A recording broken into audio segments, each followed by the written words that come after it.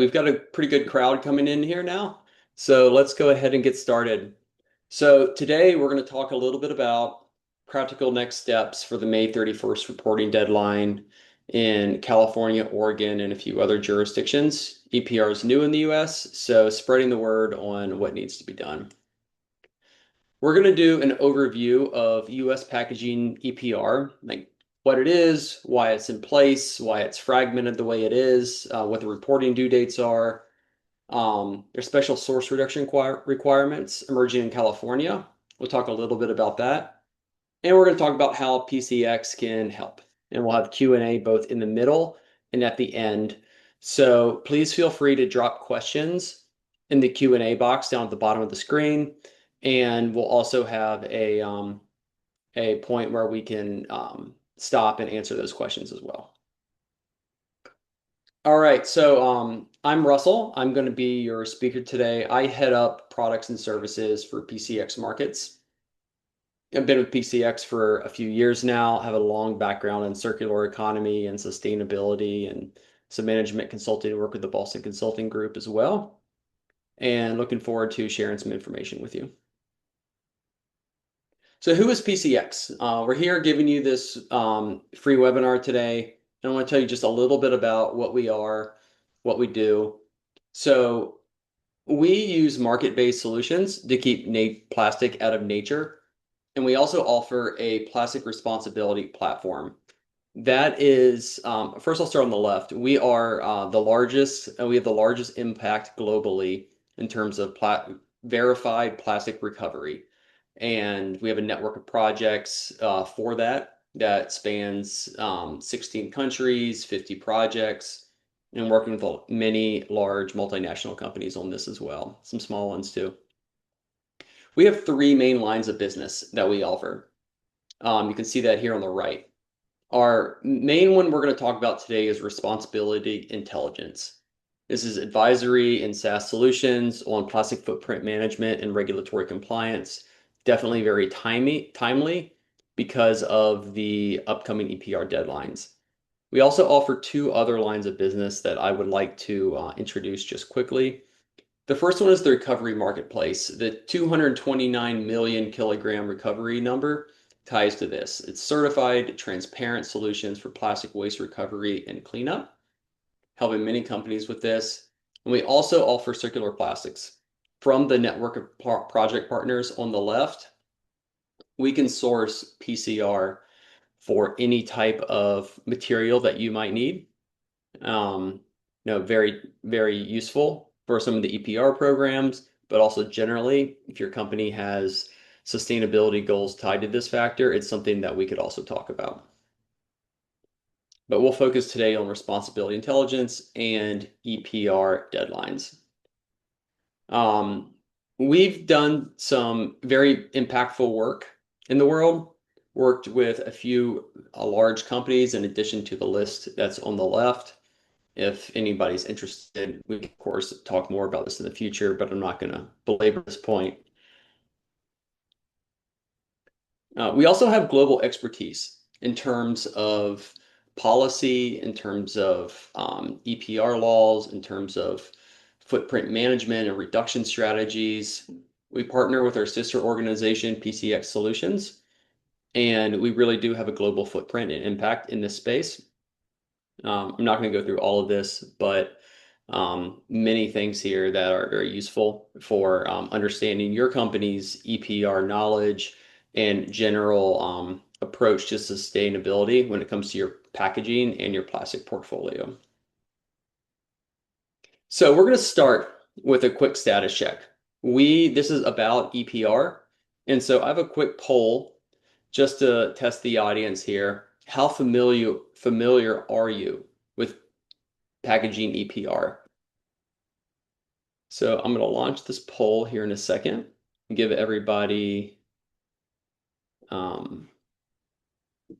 just a minute to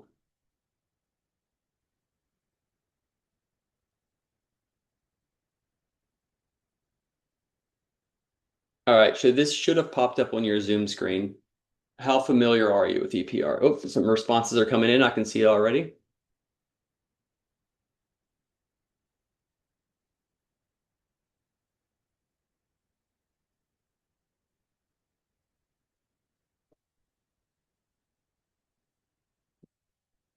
Give everybody about 5 more seconds to answer. All right, I think we got most of our results in. So I'm going to share these results. We have a couple polls like this where you'll be able to see kind of where you sit relative to your peers. And the good news is, looks like about a third of you are already actively working on it, which is great. But there are still a few folks who know a little bit and or have not, don't really know anything. You've only heard about it. So we'll unpack some of these questions today, and hopefully you'll walk away having a better understanding of what you need to be doing and what the implications are. So we'll go right into it. What's due? There are 8 reports due May 31st. May 31st actually lands on a Sunday, so CAA has extended it by a day. You can submit these on the Monday after the Sunday if you like, but there's 8 reports due and another one that's going to be due in August. Let's talk about these for a minute. I'll go relatively quickly because we're going to come back to this after we talk a little bit about what's in scope and how you probably need to work with CAA to submit some of these reports. So Oregon, Colorado, those had reports due last year as well. And so the next year of reporting is due this year. California has 2 one-time reports that are due this year. The first one is your 26 baseline report that's on your calendar year 2023. CAA requested this back in November so they could build the program. But if you didn't do it in November, it is absolutely due in May. There's another report that's not due yet, and we'll talk about this one. It's your individual source reduction plan. So every company that is a obligated producer in California has to submit an individual source reduction plan where they have to commit to CAA on how they're going to reduce the plastic portion of their portfolio. CAA has said it's going to become a binding commitment, and we'll see exactly how that shakes out.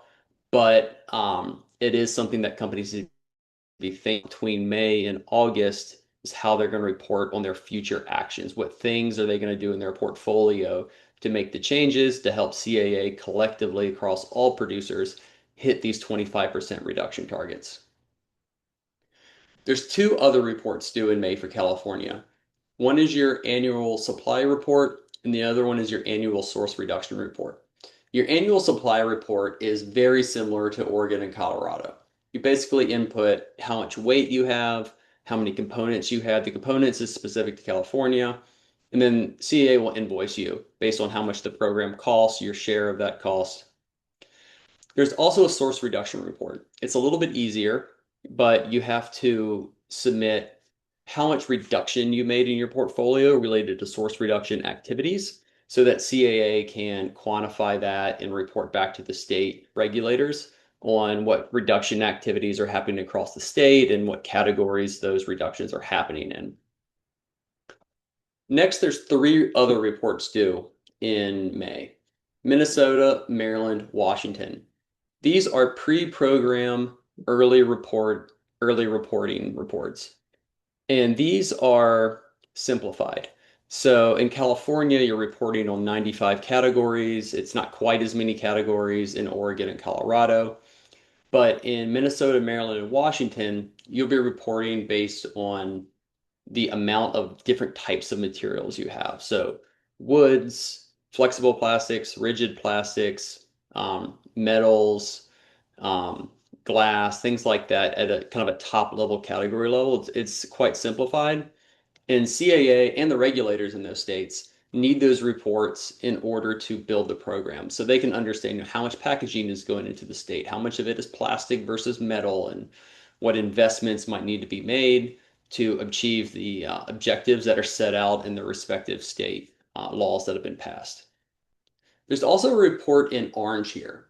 This one is Maine, and we're not sure exactly when it's going to be due and if CAA is going to be the um, PRO for Maine. And this is just like the other ones, a startup report. It should be simplified categories. And our best guess at PCX is this will be due towards the end of Q3, but more to come on that one. So let's keep going. So packaging EPR is getting complex and fragmented. The main reason for this is that there was a global treaty similar to, if you ever heard of the Kyoto Protocol or the Paris Climate Accord, where the world came together under the UN and made pledges on what it wanted to do collectively on carbon. The same thing was happening for plastics, but it didn't get passed. And so they're trying to restart the negotiations, but it hasn't happened yet. The result of all of this is that because there's lacking international agreement, the different programs that are popping up have ranging objectives, different mechanisms for how they're going to implement the changes. And we can even see that in the US. When California is trying to reduce plastic, while other states are simply trying to collect fees to fund the recycling system. Those reporting requirements vary. So in some places, like in other countries, for example, in the Philippines, you're only reporting on flexible versus rigid plastic. In the US, you're reporting on all the different types of packaging that you use. And then different materials are in scope as well. So we're seeing fragmentation. This is the reason, and probably expect some more fragmentation to continue over time, which does lead to some complexity for the producers. So, what is packaging EPR? We've been talking about it already. It sounds like many of you know a lot about it already, but some of you are just learning. It's a framework that shifts the costs of managing the recycling system and managing packaging waste from taxpayers and individuals and municipalities back to the producers, the companies that produce and sell packaged goods. In other contexts, this would be called externalities. We go back to our economics class, but that's the goal of EPR programs in the US. The way it works is producers register with a PRO, Producer Responsibility Organization. This is an organization that administers the program, the law that's been passed, to tactically make it real for producers. Who do you report to? Where do you send the fees? How does Q&A work? Things like that. It administers all of that. The producers report their packaging onto their market on, excuse me, the producers report their packaging that's placed onto the market, and then they pay fees based on how much packaging there is. That's generally how it works. It's in place to reduce packaging waste, increase recycled content, better packaging design, all of these objectives that are laid out in the various laws. And there's differences state to state, both materials and scope, PRO selection, even though most of it's CAA so far, we'll get to that. And then the cost. Fees per package, either per unit or per weight, vary state to state. And there's different reduction or recyclability components as well. Some states have some specialized thing, like Oregon has a life cycle assessment that's imposed on the biggest producers. So there are some differences. Which states have EPR? Everything you see here in green is a state that has actively passed a packaging EPR law. So Oregon, Colorado, California, their laws are active. It's happening. You're reporting on all the categories already. Washington, Minnesota, Maryland, those have early reporting. Maine will have early reporting. Just the details are yet to come out. The thing I want to highlight here is all these yellow question marks. These all represent states where emerging draft legislation is under development. Um, it's pretty similar across the board to the states that have already passed legislation with slightly different levels of ambition. It's like New York, we've heard is more like California, and there might be a source reduction requirement, but the laws will be a little bit different in every state. So you see seven that are green, and there's probably another 10 that are under development. I don't think it's unreasonable to expect that by 2030, we'll have 15, 20 states that have passed EPR laws, where EPR is just going to become a program to be managed, something that every company is going to have to deal with. So who's the producer? This producer with a capital P. This is the person who is obliged to comply under the programs and pay the fees. Typically, it's the brand owner. If the company that you work for um, has products that are branded, you're selecting the packaging, you're putting it into market, or you're directing another person that makes the product for you, you are the producer. In some instances, there's a brand licensee. We see this more internationally, but it is applicable in the US, where if you have the exclusive license to distribute and sell a product in one of these states, you would become the producer, assuming the other companies, international and not the producer themselves here in the US. And then if neither of those apply, everything else goes to the first seller or distributor of the product. Say you're importing um, generic plastic packaging or plastic utensils or something like that that aren't really branded. If you're the first person who's selling and distributing these in the US in one of these states, you would be the producer for that product. And with that, let's go to another quick poll. Let's see who on this call is in fact a producer. So,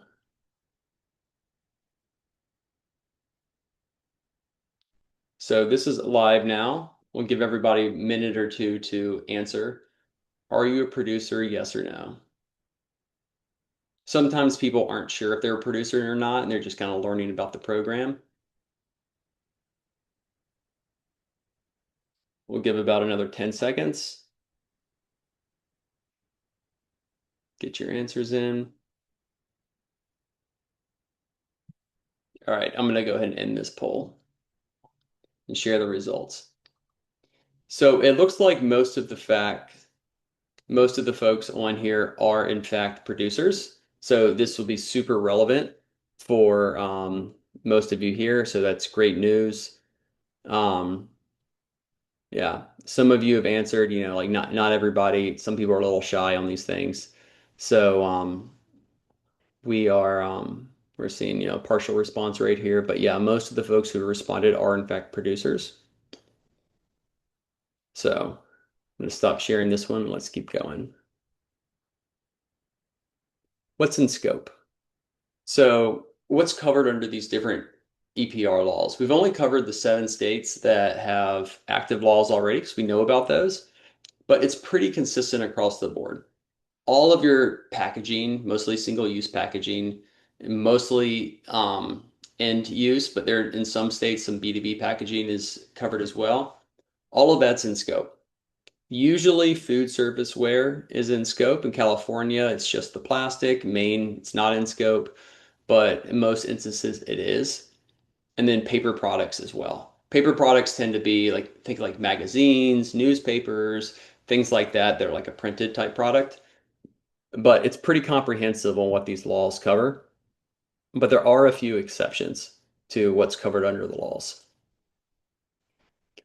Um, So typically, if there is a bottle bill meaning there is typically it's a law where there's a deposit scheme in place. You pay 5 cents every time you get a can, and then you get 5 cents back if you return it. That material is typically out of scope because it's already covered under an existing law. So if you're a producer that say you sell bottled water, like a lot of your packaging, not all of it, but most of it's going to be those bottles of water, that portion would be out of scope. Anything that's long-term storage or protection is usually out of scope. These are things that a lot of like architectural or like industrial products are covered under this. Any sort of food or consumable consumer product would not be covered under this exemption. Infant formula in medical food, typically out of scope. Same for FDA regulated products. This type of packaging usually has a regulated barrier, something that is really specific. So that is usually out of scope. And so are for regulated projects. If you know what that is and it applies to you, that part of your portfolio is going to be out of scope. Next, we're going to talk about PRO compliance. In order to comply with these laws, you typically have to comply through a PRO. And so far in the US, the one point of harmonization we have seen is that Circular Action Alliance is tending to become the PRO in all the states that have active laws. The only one that is not so far with the active laws is Maine, and it's probably going to be CAA, but we don't know for sure yet. In these states, there are some PRO alternatives. There are ways to go direct to the regulator to report. But there's for producers, there's typically fewer resources and less guidance, and sometimes you still have to report your volumes to the PRO because they need to aggregate all the volumes on behalf of the regulator. And so, really, your best step for these is probably going to be reporting through CAA. And the registration to report through PRO is passed in many of these states and is upcoming for a few of the others. So if you're going to be working through CAA, this is how you get started. You can point your phone at that QR code if you haven't registered yet, but that'll take you right to the registration page. Typically, the first step to register is you would attest that your company is likely to be an obligated producer under one of the states that CAA manages. And you might require legal counsel to determine if you are in fact are a producer. There's thresholds for many of these states. For example, if you're under $1 million in gross sales in California, you're exempt. But you want to be really clear of whether or not you're a producer before you go through the process. And CAA has been abundantly clear that they cannot and will not guide companies on whether or not they are a producer. It's up to the companies to figure out their legal obligation under the law, just like any other law that gets passed by a state or the federal government. And once you've registered with CAA and you've registered for the individual states, because you might be a producer in California, but not in Colorado, maybe based on where your business is, that's just one example. Um, you would use these tools on the right. These are screenshots of, producer workbook preparation. You would use these tools to get ready to report your materials, your methodology, how you did it to CAA. So there are resources available. And so we heard earlier that of the folks who answered the poll, that many of you are in fact producers. Let's check and see who has registered with CAA already. So launching this poll on EPR registration status. So either you still have the question of what is packaging EPR, um, and then yes or no, you've registered and have or have not reported data.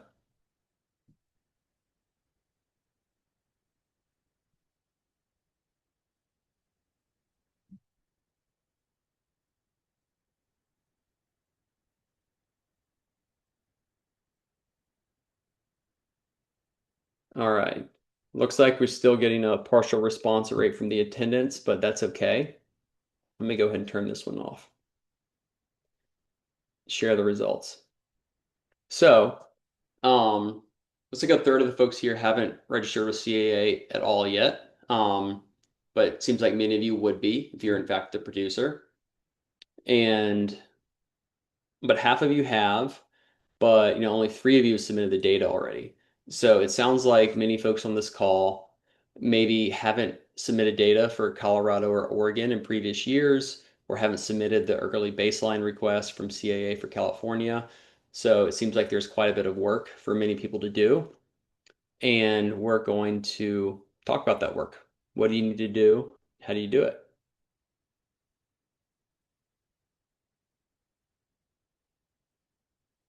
So again, these 8 reports that are due. If 15% of the audience has already reported data to CAA, and maybe you're complete for this cycle already, but most of the folks on the call still have work to do. And it's good to know that you're not alone. It's new for everybody. And many folks are trying to figure out, am I a producer? How do I do it? How do I manage my program? How do I get my data under control, et cetera, et cetera. But at the end, by June 1st, you need to have submitted these 8 reports to CAA. It does get a little bit easier since a couple of them are one time, but it will become an ongoing annual reporting cycle. There are some penalties if companies don't report. So let's talk about those. We only have 3 of the states up here right now. The 3 states that have the active laws with the full reporting already. So California, Colorado, and Oregon. I did list the exemptions here. So if you're under 1 million in California and Colorado and Oregon, you might be exempt from the program. And your reporting due dates, the ones in red, there were reports due for Colorado and Oregon last year, not just registration, but also reporting your full weights on the material categories. The fee dates have already started for Colorado and Oregon, but they're typically invoiced after you report. So for this current cycle where CAA started to harmonize the reporting deadlines for the end of May, those invoices will come out in Q3 and Q4, and some will come out like January 1st of 27 for your 2025 weights that you just reported on. And those will be due to be paid soon after. There's potential fines as well. So if companies don't comply under the law at all, these fines come from the regulators, and they can be material. $50,000 a day in California, 1,500 to 6,000 a day in Colorado, and up to $25,000 in Oregon. There's additional fees that aren't really called fines for reporting through Circular Action Alliance. An interest rate might be applied if you receive an invoice and you don't pay it on time, or you don't report on time, and that results in you getting a late invoice and paying that late compared to the other producers. There's an interest rate on that, and you still have to go back and report and pay for the past years. So if, let's say, your company didn't know about EPR and decided to wait until 28, and it was determined that you actually were a producer in 25 and 26 and 27, you would have to go back and report your weights for those years and pay those fines with late charges on top of them as well, or pay the fees, plus any potential fines that might come from the state. The states haven't yet announced exactly how they're going to manage those fines yet, but the downside is pretty significant. So it's a big incentive for producers to comply with the laws. And with that, we'll move to Q&A.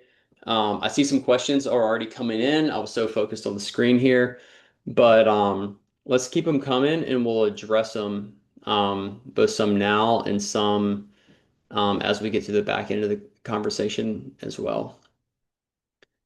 Okay, so I'm seeing a question here about exemptions for industrial and transport packaging. So this depends on the state, because industrial and transport tends to be B2B in nature. But like, for example, in California, that is definitely in scope. So if you have pallets, if you have tertiary packaging, things like that, it's absolutely in scope and you need to report on it. But the B2B packaging isn't happening in every single state. Um, Another question we get sometimes is, oh, this is one about source reduction. Let's see. We'll come back to this one at the end after we get through that part. I see we're halfway through, and I want to save some time to answer more questions at the end. So I'm going to keep going, but keep the questions coming, and we'll address more of them in the second Q&A session. All right, so this part here is about source reduction. Um, what is it? It's a law that requires producers to reduce their plastic weight by 25% by 2032. Their number of plastic components, so the pieces of plastic packaging that get used, 65% of this plastic has to end up getting recycled. That's more on the PRO, but can expect that that will be pushed through to the producers to make sure everything is recyclable. And there is a goal of 100% of packaging being recyclable or compostable. So we could expect some actions taken by CAA to incentivize this kind of behavior from the producers. The SB 54 law that require source reduction requires it of the PRO.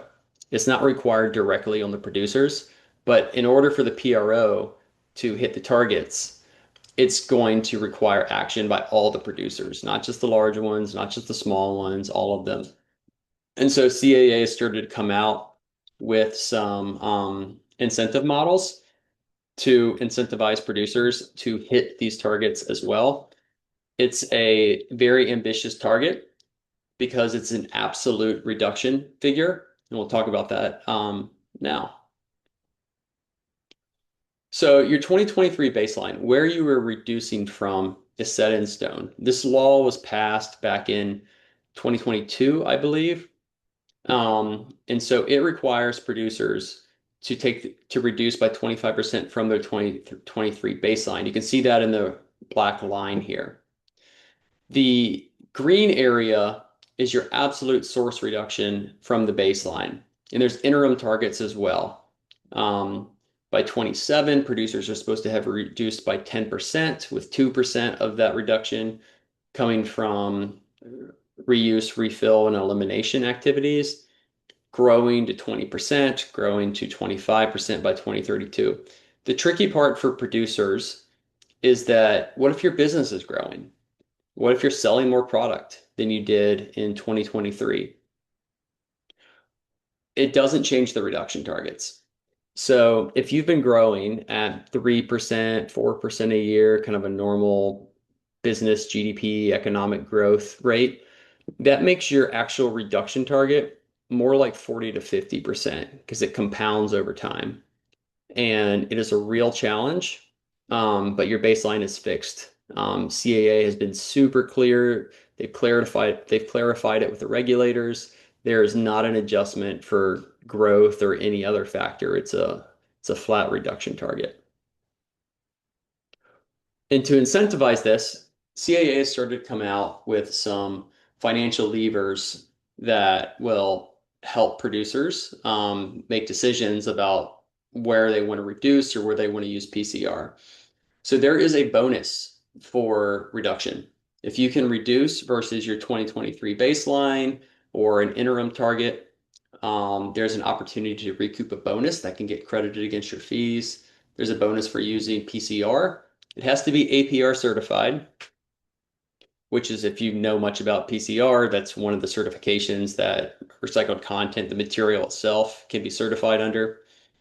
There's a bonus for refill. So if you can do reuse and refill, there is a bonus associated with those activities. And there's a malus on virgin plastic, and that funds the other bonuses. But the point is to discourage virgin plastic use and drive a more circular part of the plastics packaging economy. And so, one thing I'm not sure if I clarified, but the source reduction requirements are just on your plastic portion of your portfolio. There aren't any requirements on glass, metal, cardboard, wood, ceramics, anything like that. It's all on your plastic. To get full details of exactly how this works, um, register with CAA. There's a bunch of resources there talking about, the years, what are the ranges, how much might it cost on each one. Go there for full detail. Not enough time to go through the specific scale of incentives here. So looking ahead, you've reported in May. Let's pretend it's June 2nd. Your reports are in. The next thing that you need to think about from EPR reporting is your source reduction plan that's going to be due to CAA in August. August 1st, the plans are due to CAA, and it is a template that you need to fill out with your commitment to CAA to hit source reduction targets. It'll become a binding agreement with CAA, and every registered producer must submit one. There isn't an exemption if you're like a super small producer or something, you still have to be doing this. And a reminder, it's all in your plastic. You just need to talk about how you're going to reduce your plastic. PCX can certainly help with this. We're already helping some companies figure this out, but reach out to us if this is something you're interested in. But this will be the next step after you've reported your material usage. So the EPR challenge, There, it sounded like there were a number of folks on the call who were just learning about EPR, trying to get started, haven't reported their data yet, and we saw that in the results. Um, how companies that we've been engaging with, this is how most are approaching it. There's somebody at the company that's learning about EPR. Maybe they're a packaging engineer, maybe they're a sustainability manager, maybe it's a lawyer, a compliance person. They're learning about, what is EPR? What are the rules? Am I a producer? Things like that. They'll start to collect the data, which is usually highly fragmented. Most companies have a pretty good sales system. They might know how much they sold or where they sent it to, but how much does it weigh? How many components are there? Where did that material come from? How much PCR is in it? Like all these questions like that. So it all gets consolidated, and then they go to submit. Um, Before you submit, when you're consolidating, this little thumbnail here is just a crosswalk between California and Oregon. And every little green cell on the right is where, for the same material, you report the same way. It's the same category. But the red cells represent a difference. So you might have the same, PET of something. It might be a different category in Oregon. So another layer of complexity that you need to manage. And this will also be true of Colorado, Minnesota, Washington, Maryland. There's still a lot of fragmentation in terms of the reporting categories that you need to consolidate all that same material into. And so a lot of companies are treating it as a one-off project, but it's really a program that needs to be maintained. You'll have to do it in every jurisdiction annually, pretty much forever. It doesn't seem like the EPR laws are going anywhere, and I don't think we're going to get any US federal cohesion on the topic anytime soon. So some of the downsides, you end up with fragmented data. It's hard to manage. It's hard to track approvals and audit. You need real-time access, which is difficult if it's locked away in a spreadsheet that only one person knows how it was built. So it's compounding risk, cost, and complexity for most of the companies that we've been talking to about, how they're managing the project. So with that, let's take another quick poll and see what everybody is doing with their data. EPR data set, launch. All right. So what is your packaging EPR data status? Have you started it yet? Yes or no? Um, Maybe you've started, but you're having trouble, whether that's resourcing or the categories or finding all the data. You got the sales half, but you don't have the weights half. Or maybe you're finished already.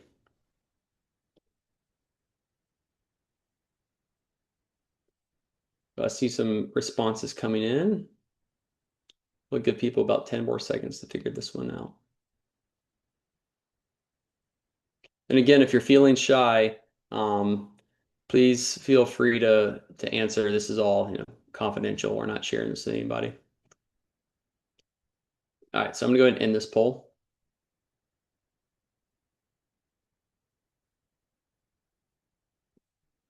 All right. So how are we doing?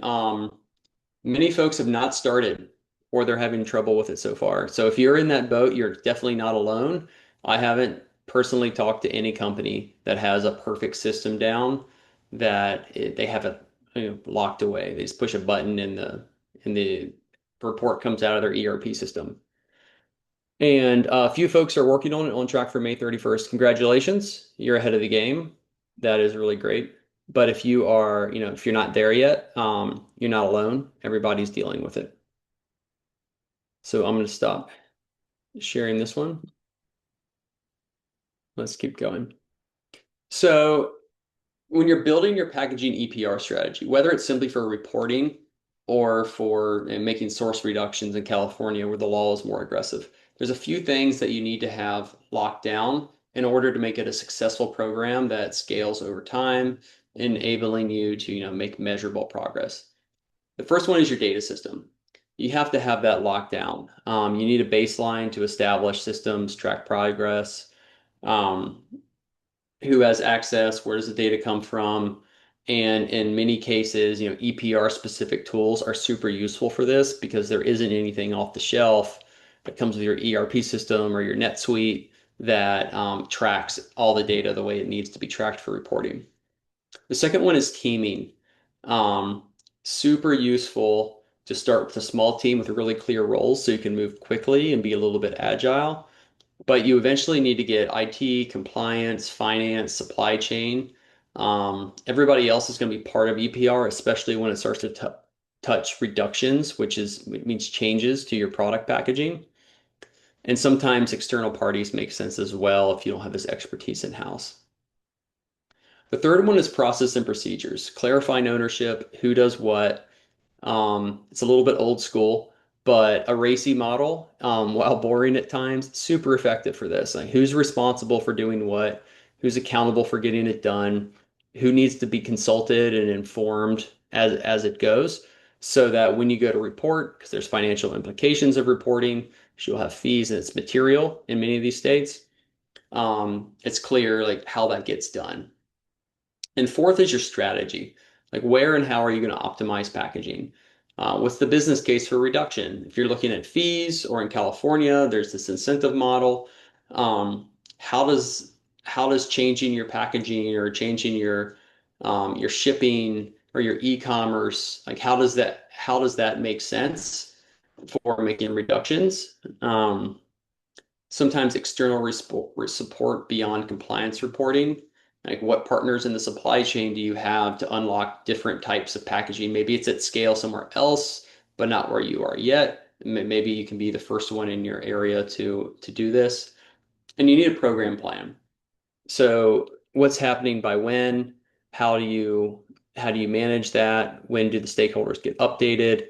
It really becomes a cross-functional thing that gets managed over time. So really take a proactive approach on this if you want to be able to set up a lower friction, more highly effective program for both reporting and reduction. Um, this is a little bit of how we approach it at PCX. Through Responsibility Intelligence, our reporting platform, we're turning packaging EPR complexity into a compliance advantage for you. And it does a few things. First, it becomes your single source of truth. How much packaging do you have? What business unit? How much are the fees?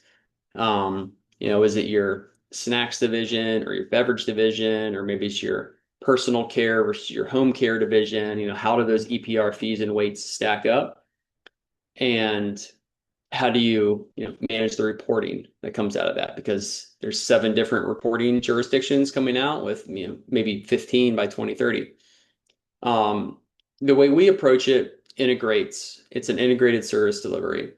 It includes policy intelligence. So, kind of like what's happening right now. What's coming up in the states? What are the changes? What's likely to happen with the various interpretations of the developments in the new states?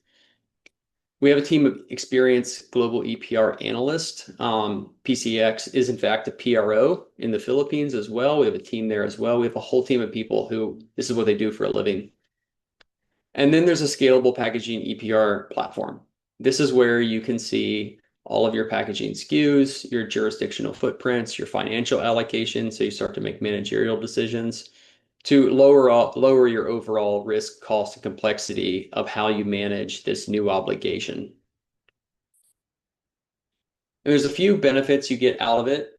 You can bring visibility to your packaging data, whether that's by division, like we talked about it a minute ago, or how much is recyclable or going into whichever material class. You can report for compliance out of this, all of those reports that CAA requires across the various material categories, whether it's weight or components, is turnkey. Come right, you push a button and it comes out. And then you can start to make financially informed managerial decisions. So if you are thinking about making packaging changes, maybe you want to switch your flexible pouch to a paper-based pouch that is more recyclable. That's also going to lower the amount of plastic you have and possibly switch you to from a more expensive plastic category to a less expensive paper category. All of those things together, you can see It'll help you start to make decisions about how you manage this in the future. If you're interested in learning more, schedule a demonstration. We're always here. And then just a reminder, the reporting submissions are due May 31st. The clock is ticking. As of now, we have 18 days left until the 31st. We can make it 19 days if you wait until June 1st, since they've extended the deadline by a day. But it is coming up, and folks who are producers really do need to start taking some action on this. And so that brings us to our final round of Q&A. And we got a few more questions coming in here in the chat box.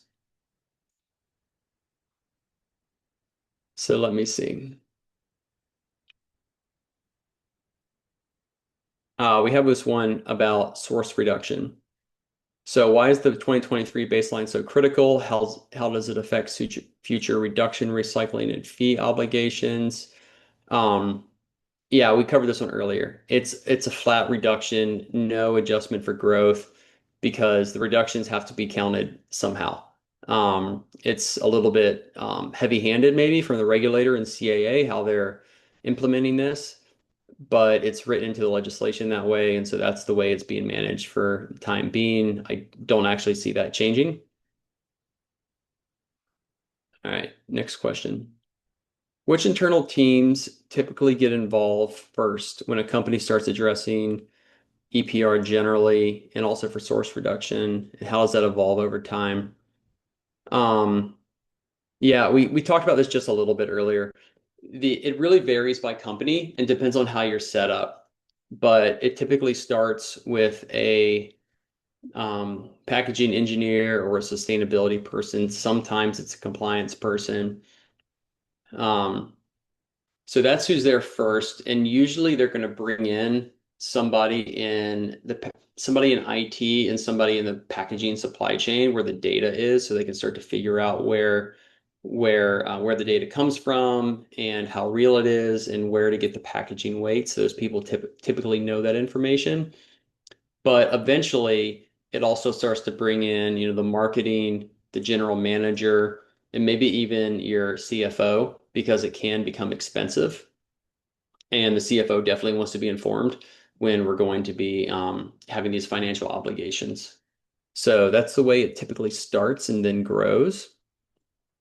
Actually, at larger organizations, we've seen like a PMO approach where it maybe starts with somebody in sustainability, but it becomes like a program that they're managing where there's a bunch of different stakeholders and working groups thinking about the different reduction opportunities and how to optimize their reporting. So if you're big enough, that is also a way that some companies are managing it. Another one, similar question. Who's best suited to become the program owner for EPR compliance? Again, it's somebody who knows about the area and has access to the data, but it does need to become cross-functional. So somebody who is a good team player about being collaborative and cross-functional and being able to reach out to the other parts of the organization and being open and flexible where, the data might not exist at first. That is a person who can own it.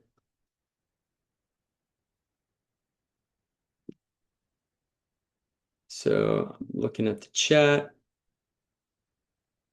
and then a few in Q&A as well. Okay. Is normally an inbound transport package, i.e. suppliers in Asia sending cartons to the US and elsewhere considered part of the packaging placed into the market? Um, I would think typically not in terms of, if it's coming off a container. But once it's here, if it's on a pallet, if it's wrapped in single use stretch film is one typical example. In California, yes, that's tertiary packaging. That's one way. It gets sent to a distribution center or sent to a store. It's that part of packaging. It's definitely in scope. And it would be for the local producer who is supplying that to the market. Second, will the authority in each state really check the methodology producers provide? In case there is a mistake or inconsistency, what's the consequence? Is there any case to share already? Um, It's a really good question, whoever submitted this one. Um, CAA requires a methodology statement to accompany any data submission that goes to CAA because CAA has been pretty realistic in that not every company has the exact sales figure and the exact plastic or paper weight that's associated with the package.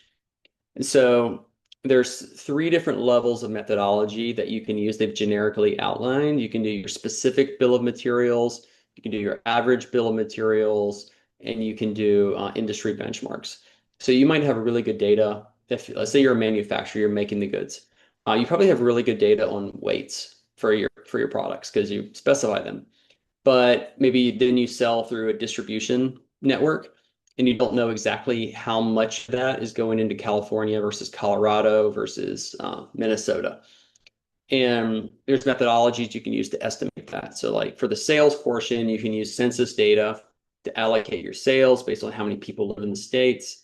If you, let's say you're e-commerce, you use different types of boxes all the time, but you don't really track exactly what kind of box you have, you could use an average bill of materials method where you know that you sent out, 1 million packages, you know that roughly half of those were poly bags and the other half were boxes, and those typically weigh this much of these kinds of materials. You can make assumptions like that, but you have to be really clear in your methodology, how you did it and why you did it. More is more, as CAA has said, in terms of what you describe. And I think the consequence is it just needs to be reasonable. If it comes back that you were unreasonable or you materially underreported your weights, there could be a correction involved where you would then be issued like a supplemental invoice if your packaging weight went up, or if it turns out it went down, you get a credit for your next invoice. So that's the real consequence there. CAA has said they're going to check all of them. So we'll see, how that pans out. Personally, I find it hard to imagine they're going to read 3, 4, 5,000 different producers worth of methodology statements, but they have a team doing it, so I would expect someone's going to read it. Is the metric Next question. Is the metric ton only related to packaging weight, or does it relate to product plus packaging weight? Well, first, everything in the US is going to be measured in pounds. That's how it's measured for all the states, even though metric tons or kilograms would be used in other jurisdictions. It typically relates to only the packaging weight. So think of an example. If you're a food producer and you sell cans of tuna fish, for example, that can with the tuna in it might weigh half a pound, but the can only weighs an ounce. The ounce can is what would be in scope. Yeah, so just the packaging weight. Um, are the exemption limit, Next question. Are the exemption limits sales/weight by state, or is it based on the entire sales weight for the company by year? In almost every case, it's by state. So for the Colorado exemption, it's how much you're putting into Colorado. For the California exemption, it's how much business you're doing in California. Again, check with your attorney to fully understand if you are or not a producer. There is guidance from CAA on this already, but they can't tell you specifically. Oh, so many questions. We're running out of time, so maybe get to one or two more. Um, Next question. If we don't have the sales data for 23 due to lack of system back to that time, can we use the 24 data as a baseline to California? We would have to check the methodology guidance that CAA has provided for that. However, I think that is one of the examples where CAA has allowed some flexibility in being able to report. If you really didn't have your 2023 data, but you had 24 and you know that your sales went, up or down by 10%, I think making an assumption like that and making it really explicit on why you made that assumption, why you didn't have the data, and you're doing your best to estimate, I think that would be pretty reasonable. but we would need to check exactly what they say there because whoever answered this or asked this question, anonymous attendee, um, you're not going to be the only one that doesn't have exact sales data for any particular year or going into a particular state. Um, Next question. Has PCX assessed this program against the required PPWR EU EPR as well? Yeah, we have, and there's definitely some differences between them, and both of them you're reporting your weights, but PPWR has some other things in scope as well. Generally, I would characterize Europe as being 5 to 7 years ahead of the US in this, both in terms of the regulation and what's being expected of producers and the producers themselves. Both like, is there a team set? We talked about the program management, things like that before. In Europe, the companies are more likely to have people in place and systems in place to be able to think about how to manage this within their company and then reporting back to the regulators. If the person who asked this question is interested in learning more about the differences, let us know. We can have a more detailed conversation because we are about out of time on this one. All right, so there's one last thing. We have an upcoming office hour session that you get an invite for. If you have random questions, we'll be on the line. You just drop in. Look for that. You can contact me directly as well, both with the QR code here, my email address. And then lastly, we want to make sure these webinars are valuable for everybody. And so I have a super quick um, feedback quiz. If folks are willing to answer this before they go, it's asking how valuable was today's webinar for you? Did the webinar increase your confidence in reporting for EPR? Um, are you interested in attending other webinars from us? And what was the most useful part? If you would spend a moment on that before heading off to your next thing, I would be happy to keep you on schedule and engaged with the rest of your day. And I want to say thanks for joining us today. It's been a good session and hopefully helpful for you.